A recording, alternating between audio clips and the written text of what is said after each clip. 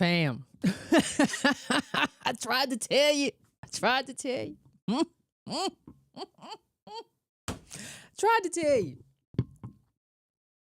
Listen, if it's one thing that I'm not going to be here long, it's been a heavy news day if you follow the news, political news, a heavy day.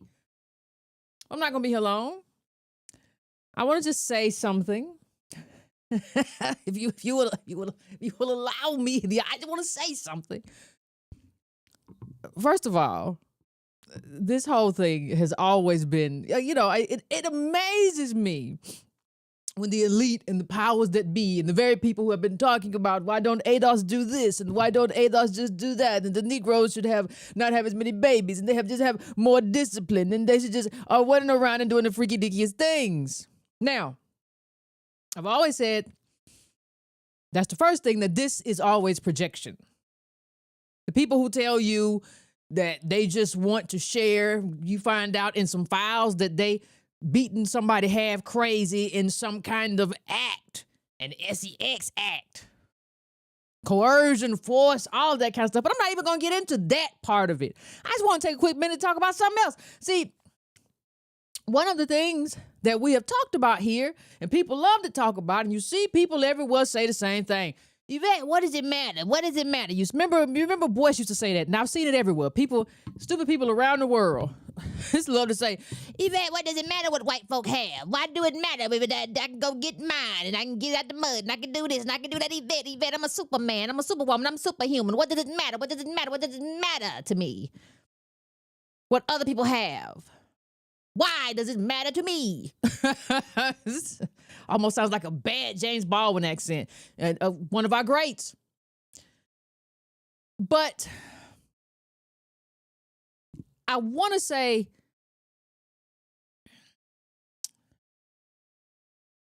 so much of this whole thing is about connective tissue. Now, those of connective tissue, those of you all who haven't been around today know that, and this isn't the Epstein files. They voted on that today and approved that. Massey and Representative Roe Connor voted on that. We're not talking about those files. We're talking about another set of files that came from the estate, where there are emails going back and forth from these elite people. You got to understand, you know how elite you have to be and how you have to feel about yourself to be sending these kind of letters back and forth. And not really emails and not really thinking about it might not never get out because you are that powerful, right? It's never going to get out. You are that powerful. But there's one email where he says in 2018, I know how dirty Donald is. Now, if all of these emails are true and these reporters are right, and listen, you never know, AI, all that stuff. You can't call it. But how does somebody who is running a child SEX ring, a PDF ring, do you understand how bad you got to be for that person to say he dirty? For one of the dirtiest people who's running this ring, and it's not just that kind of ring, it's something else, but you know how dirty you have to be to call somebody else dirty when that's what you do, and that's how you maintain information, and that's how do you know how dirty you got to be for that person who does that to say that about you?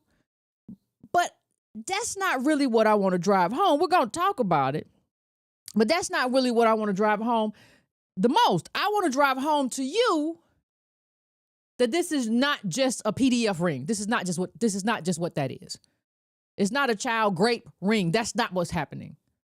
That's not the only thing that's happening. I hate when people just talk about it like somebody at the side of the street like they have it hid and it's in their basement. No. I just want to make sure that we understand exactly what's happening. Trump, Epstein, and all of the people connected, understand something. What we're talking about here is social capital. This man's been doing this thing for years. He is connected to leaders of states. This is not just him connecting to other people. He is connected to governments.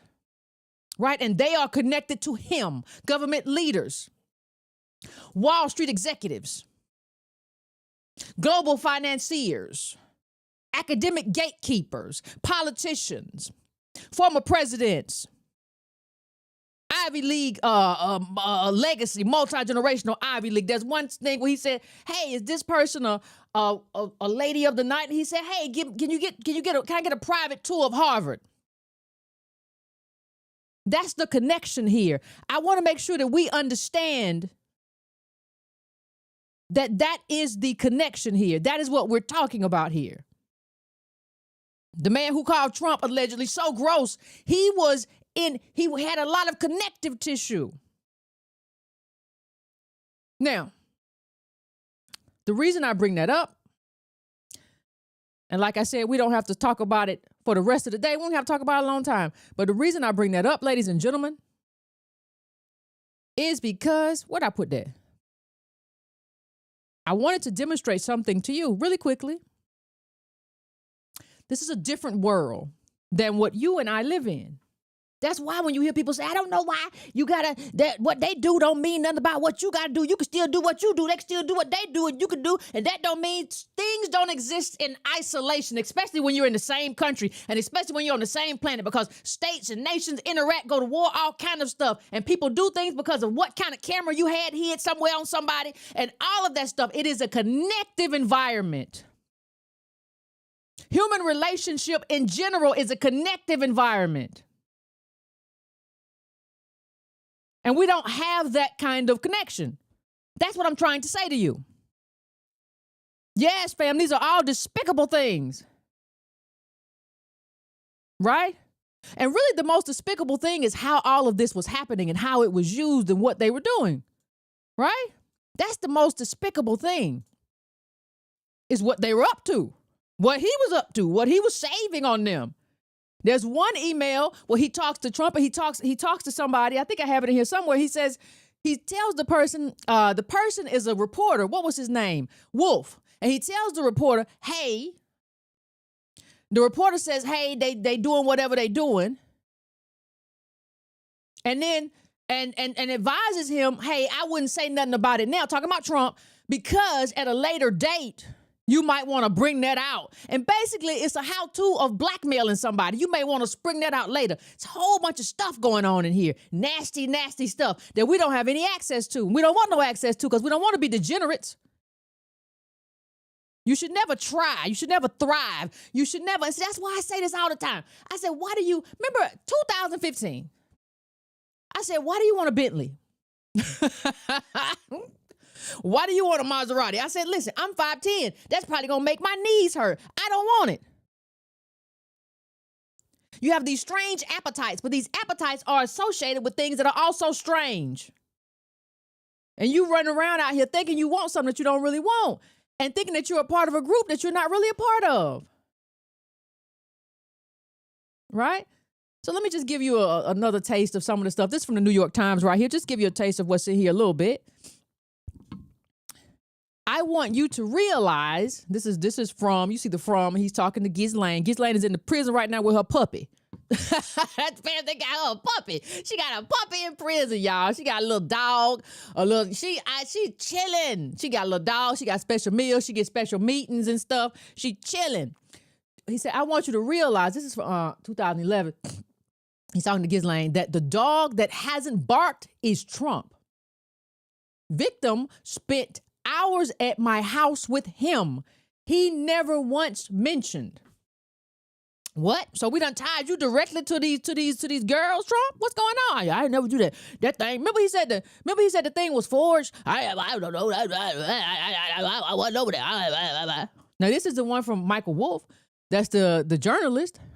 There's an opportunity to come forward this week and talk about Trump in such a way that could garner you great sympathy and help you and help finish him. Interested? All of these people are rocking in the same circle. So you think, oh, the journalists hold people accountable sometimes, and sometimes you're in a different tax bracket, and sometimes you just need a person for the story. So you're trying to butter them up. But either way, the thing I'm trying to drive home right now is that whatever group this is, whatever's happening with this group, we're not a part of it. ADOS, American descendants of slavery, are not a part of this. We have been locked out of this.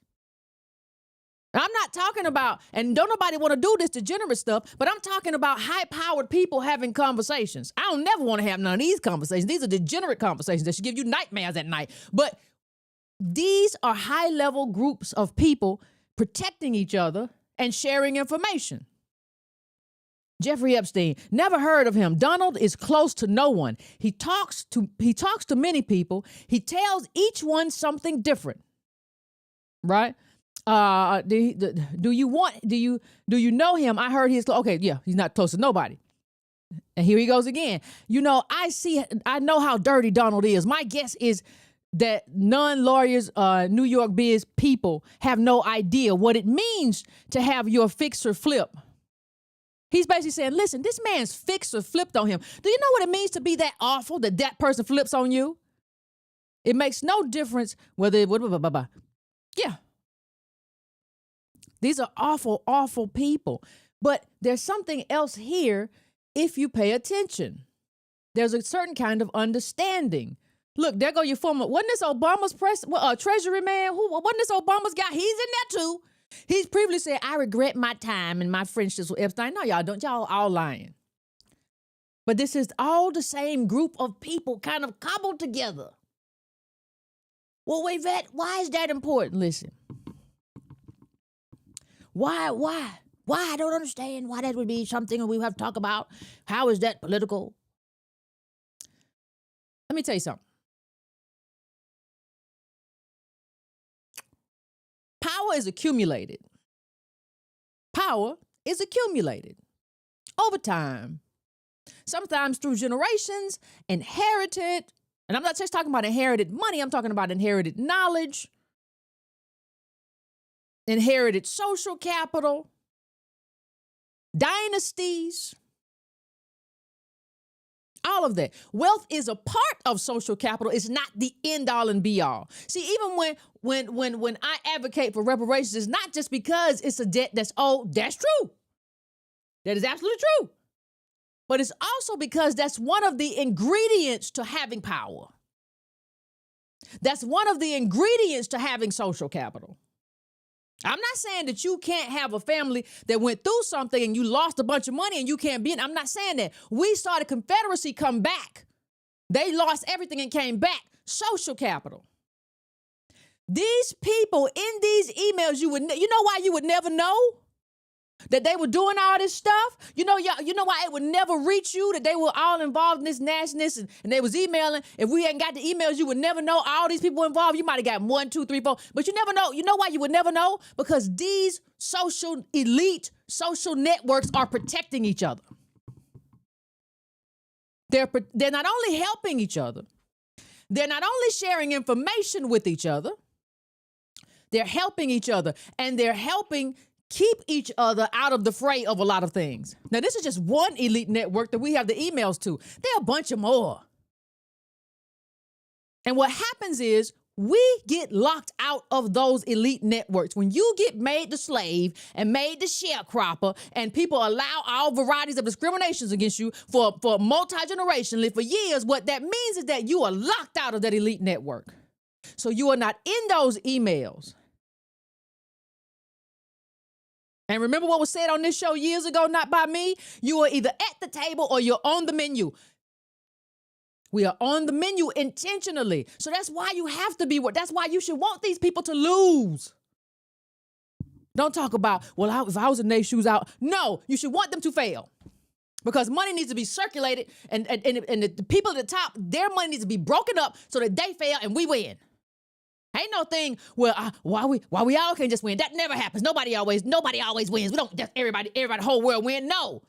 You all have had dynasties. You've had it long enough. It is time to lose. And that is why I'm always in favor of breaking up the money at the top. People always say that makes you, people can't ever figure out, are you taking money from the right wing one day and then next day, well, you just a Democratic shield. I'm a favor of any kind of tax system that breaks up that money at the top because I want to shuffle things around. I want to get reparations for my people and I want to shuffle some things around because and if it's calcified at the top, you don't shuffle nothing. You don't shuffle nothing if it's calcified at the top. Don't do nothing. If all the wealth is calcified at the very top, you're not shuffling nothing. You're not doing anything. That's why you see all these same people get recirculated in politics and stuff because they're in the same circles. Even the ones who don't agree, they're in the same circles. This is Obama's guy. Like, what are we talking about? What are we talking about? And that's why they're always the ones with all of these elite degrees and elite relationships. You remember what I said? I might have said it during the Patreon. I can't remember. But there was a guy, I made a comment on Baller Alert, something I never do. But they had put up this whole thing about this man who was working for like Paramount, and he came outside. He was a Negro. I don't know whether he was ADOS or not. Looked up. He said he came out and he was mad, and he came out and he said, "My boss told me that race was not a factor in the firings, and I said you kept all the white people, basically." And the man said, "I kept all the people I worked with previously." That's not racism, but it is, because it's social capital. And social capital is based on race, which is now lineage because there's so many groups here. That's what it is. So you can't ever walk around and say, well, he got friends, I got friends too. What your friends got? They can't have. And if you have a bunch of white friends, they're probably, not always, because we know, we've seen the statistics about white people who don't have ADOS friends. You're probably kind of like an ornament that people show to people and say, look, I got a little Negro friend over here. Ain't he cute? Like an advanced kitty cat or a puppy. Because you have nothing to, hear me when I say this. Hear me when I say this. You have nothing to exchange. It's not even like you have like your company lost all the money, but y'all were great at growing oranges, right? Or your family lost all the money, but y'all ran a lot of restaurants, so you know the restaurant industry in and out, right? And you had relationships there that span 20 years, 30 years, or even just 10 years, but you had a moment, you had a window. These elite people, these white people ain't here too. I'm not talking about all white. There's white people in here too, but the problem is white folk who are poor look just the same as white folk who ain't poor. So they get the capital of looking like somebody who got something. But ain't none of us here. And anybody who tells you they're here is lying to you to your face. They cannot be trusted. They're not here. Sorry. What do you have to trade? These are circles of elitism, and we're supposed to be like that group in the sense of we have a ultra elite, we have a elite, we have a wealthy, we have a upper middle, lower middle, and poor. We're not just supposed to all be poor. We're not supposed to just all be wealthy. We're supposed to have people at the top who can compete with them too. And they keep us off of them. They fight and they keep them. Hey, you got to get away from them. You leave them alone. Just like the same thing we have with other groups. They have wealthy people at the top, or they have a nation or whatever that says leave them alone. Y'all remember when the cop did the thing to the Indian man who the Indian prime minister got involved? Cause hey, that's ours. It was elite Indian Americans. That's ours. What you doing? You might throw them Negroes around, but you leave ours alone. That's what your elite is supposed to. What do you have to exchange? Wealth is a part of it. Parentage is a part of it. Legacy is a part of it. All of that stuff is a part of it. It's a lot of parts. What do you have? I can tell you what we got. We got slavery. We got Jim Crow. We got sharecropping. We got Reconstruction. We got being victims of white terror squads. We got multi-generational oppression intentionally by the government and by the people. That's what we have. We have a net loss. And don't nobody want to talk about it. Not really talk about it. I listen to a lot of people around. Nobody want to really talk about it. See, we don't really want to talk about estate power. What is the power of your estate-based power? What dynasties, what elite schools, right? We have zero wealth. So it ain't even, I don't even feel like it's near zero no more. I feel like we about there. And we don't even really want to have that conversation. We want to kind of live in this fictional world. Listen, you all know, going back years, I have always talked about the importance of community. Because if you're not working together, you're going to fail, because we either rise together or fall together. Y'all know I've been saying that for years. We rise together or we fall together. And if we fall together, we're going to fall hard.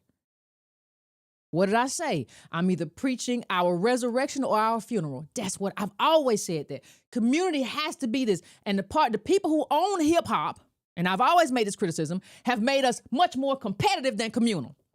You have to have community. If you don't have community, you can't even start. You can't do politics if you don't care about the person sitting to your left or to your right. Or if you feel that you got to be competitive to them, or if you feel like, what's that T.I. song? I poke you and create a slow leak. Come on. I don't want to hear about it no more. They got it. They did what they did to it, and that's what it is. But you either wake up from it or you don't. There is a power in community. But what I'm saying to you is the power of community is where you start from in terms of us. What you need and what you need to get to in this America. You don't live in the hills of some strange. You live here. I live here. We're talking about inherited wealth, protection. We're talking about sharing in these closed off networks. We're talking about things that they're doing behind the scenes that were not just nasty, they were undemocratic. Right? Let me just read this really quick. A series of exchanges between Jeffrey Epstein and Larry Summers, the former Treasury Secretary, suggests a far cozier and intimate relationship than was previously known. Of course it does. Of course it does.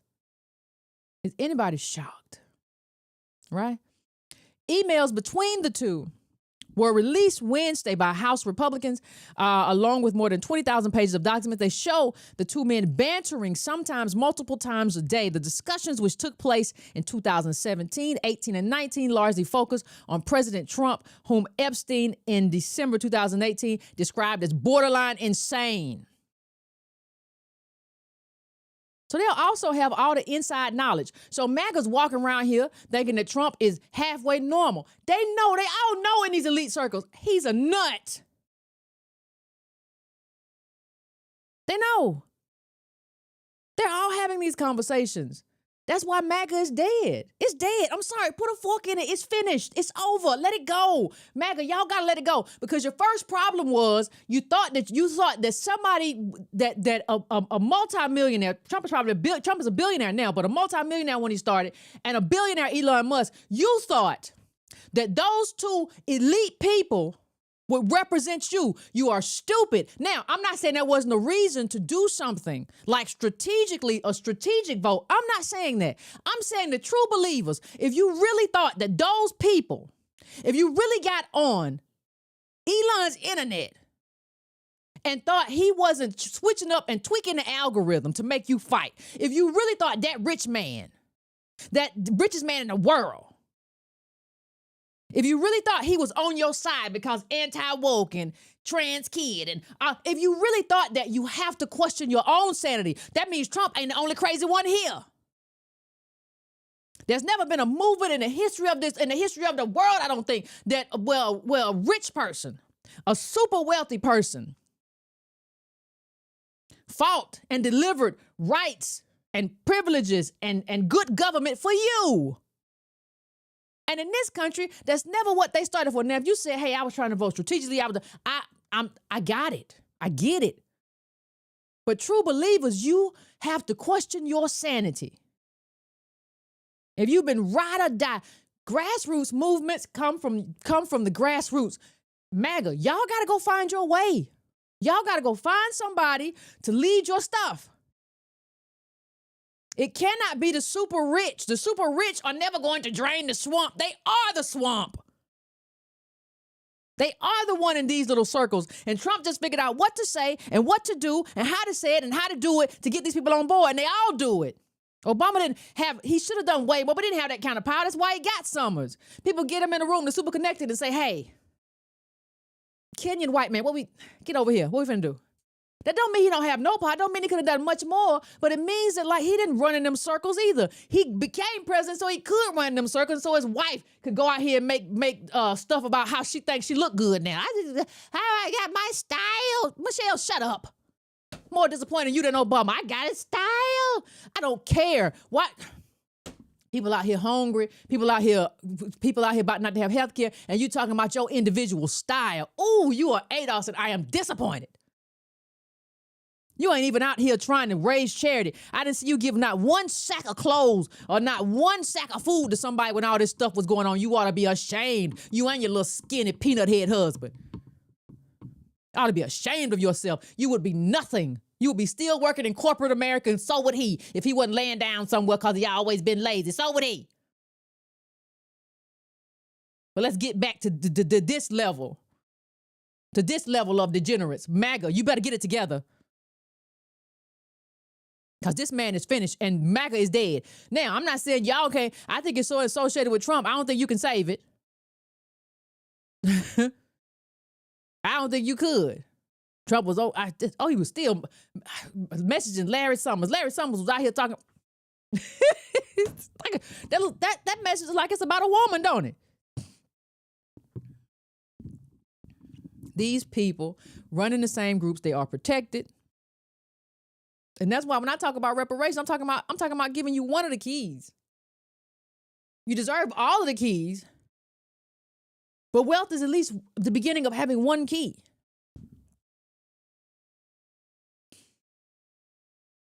Let me just say something. Let me say something really quickly. And if you don't hear anything else I say, because like I said, we're not going to be here long. If you don't hear anything else that I say tonight,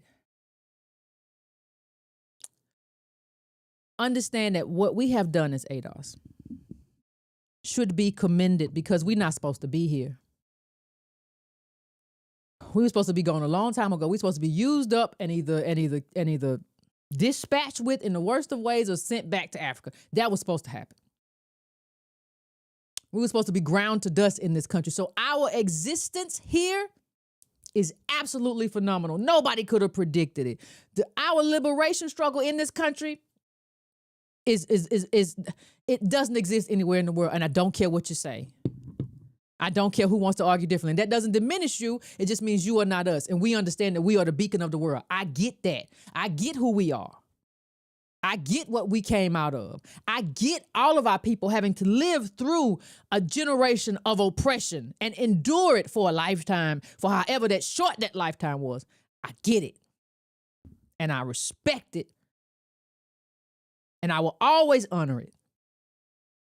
But there's something that you need to know. And there's something that people do not tell you. And that is that survival is not institutional power. Our survival, our resistance, our ability to resist is not institutional power. And part of the reason that I talk wealth and I talk politics, because those are the doorways to institutional power. I don't just talk it to feel good. I could say this dumb stuff all day too, and everybody would love me. Yeah, we gotta just, we gotta do the culture. We gotta work together. Yes, we have to do that, but we gotta challenge these white folks. Sorry.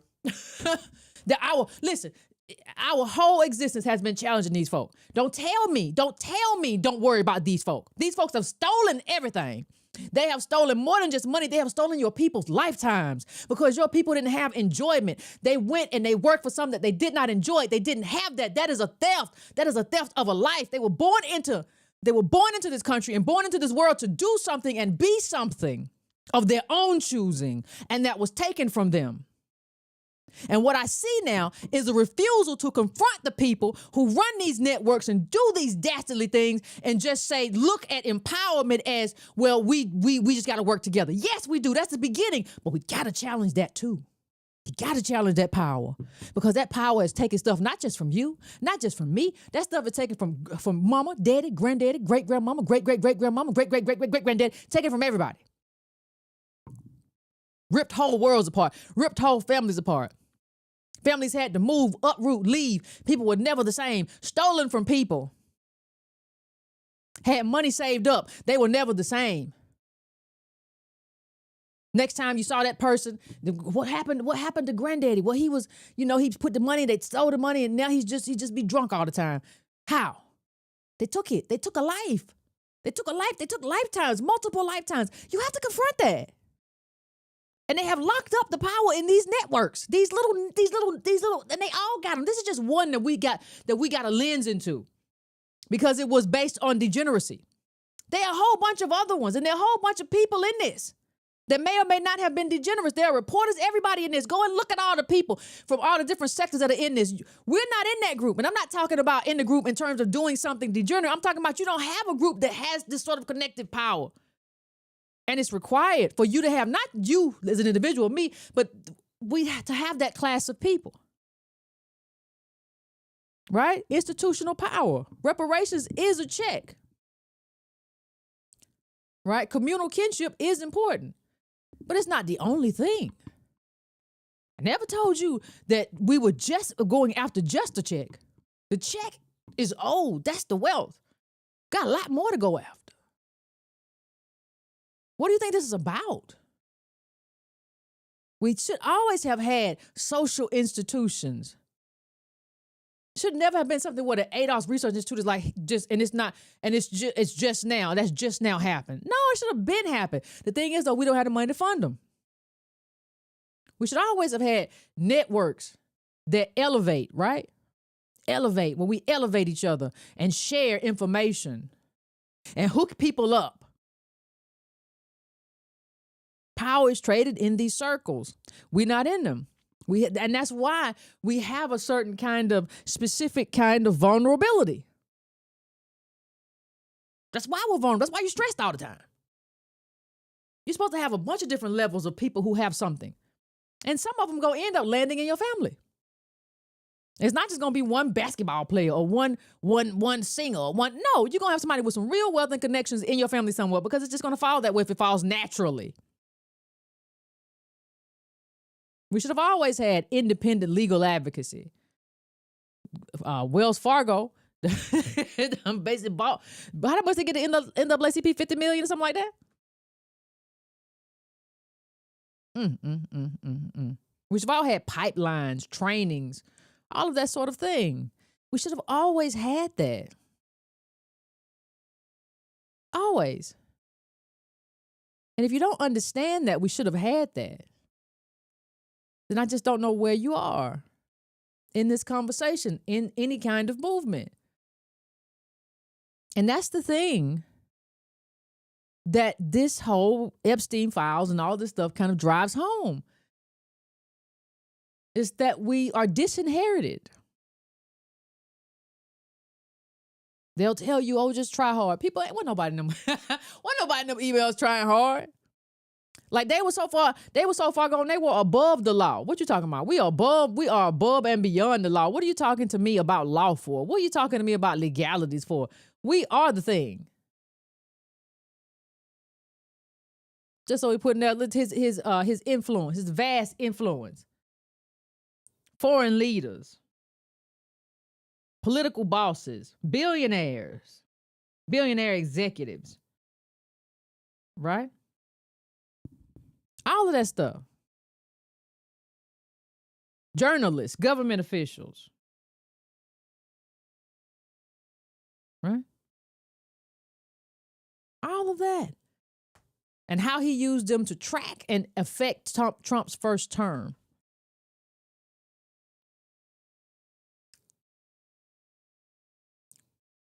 In other emails, Epstein described his relationship with foreign leaders and advised Steve Bannon on how to increase his influence in Europe, and offered his mostly, but not entirely dim assessment of Trump to those who asked. Epstein's bid to link up to Lavrov came a few weeks before Trump met with Putin in Helsinki. After the fateful meeting, Epstein panned Trump's performance in an exchange with former Clinton Secretary Larry Summers. Listen, what we have in this country, and I'll end on this.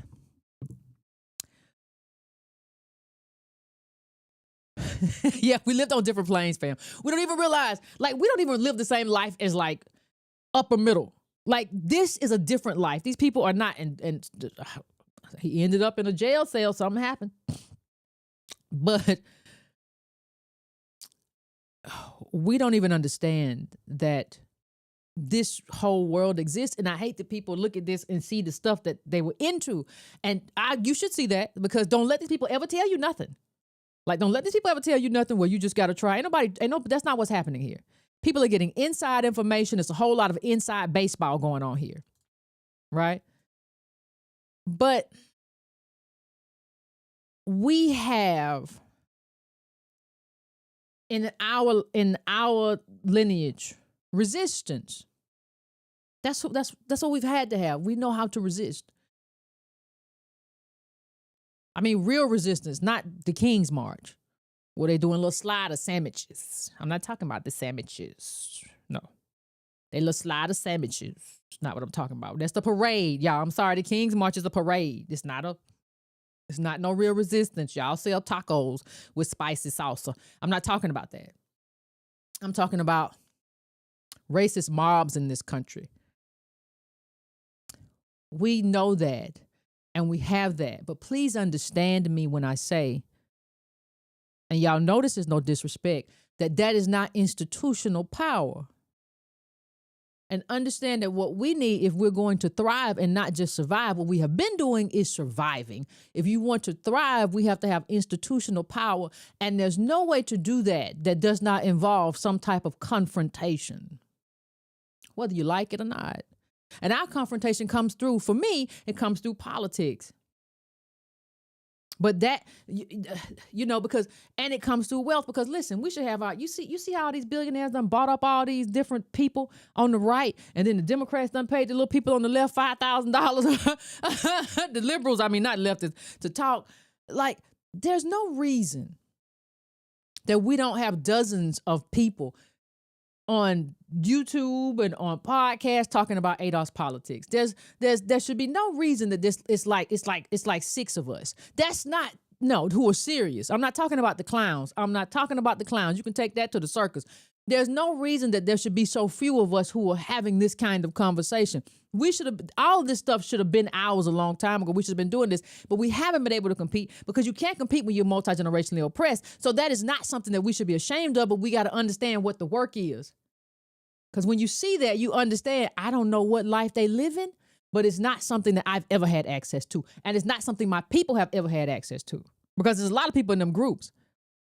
So I just hope this whole thing, get caught up in understand the degeneracy of it all. Understand these people ain't got nothing to say to you ever again about how to behave and how to live. They are degenerates. They are absolute degenerates. This whole thing about these young women, these are degenerate people. This stuff is disgusting.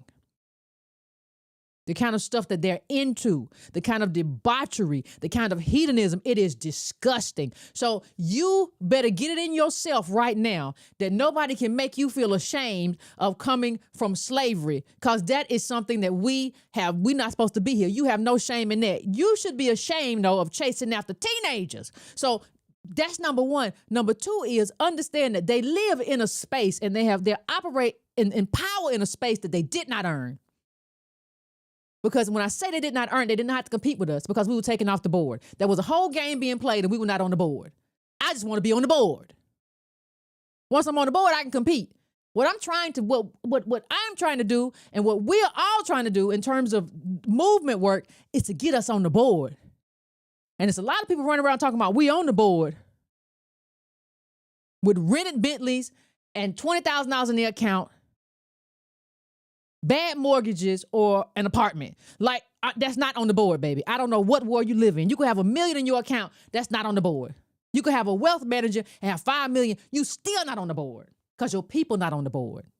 You don't have the social network. You don't have the connectivity. You don't have the connective tissue to put you and keep you on the board. You don't have protection. They have protection. They protected each other for a long time.